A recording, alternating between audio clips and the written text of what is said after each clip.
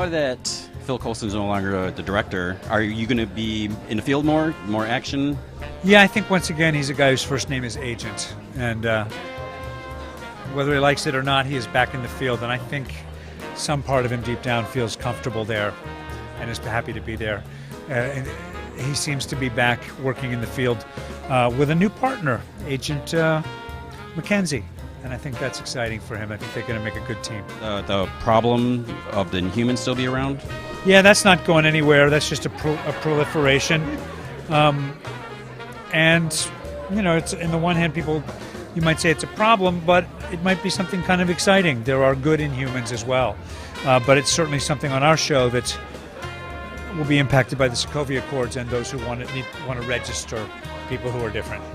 Now with the revelation of Robbie Ray's Ghost Rider, and we saw it at the car, and I saw you tease Lola on your Instagram, so are we going to see Lola back, or is it possibly car chase between the two of you? I don't know. That's a really good idea. We were, I was on the set, and there was Lola temporarily uncovered by some of the crew guys, so I just thought it was a beautiful picture. I don't know what's going to happen yet.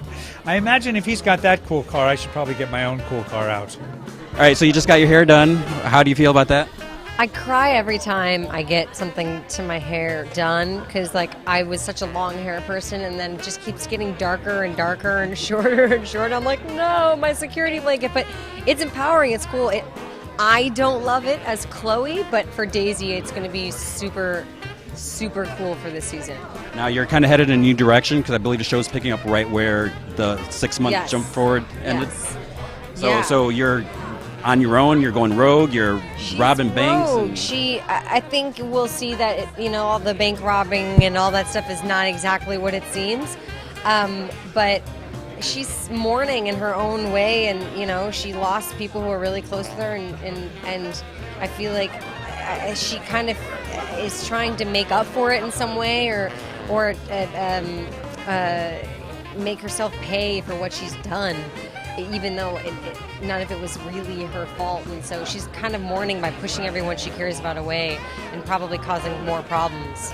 So I'm getting really emo. Now, speaking of emo, was that outfit at the end, was that a disguise, or is that kind of Daisy's new look? What we talk about often on the show is that her look is always changing. So she's a chameleon, and that's her thing. So there's never really going to be a set look.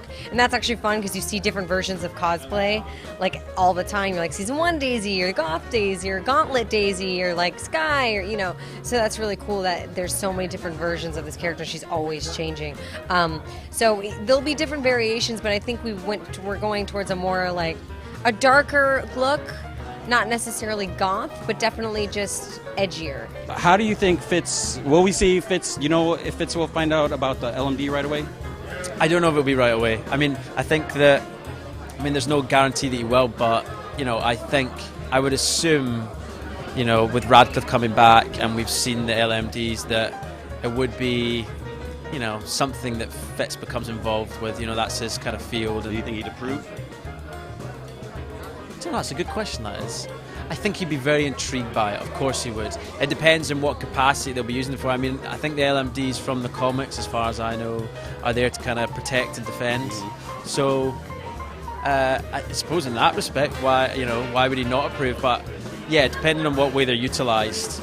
But I think he'd be fascinated with the engineering behind it. What if they made a Ward LMD? That would be sick.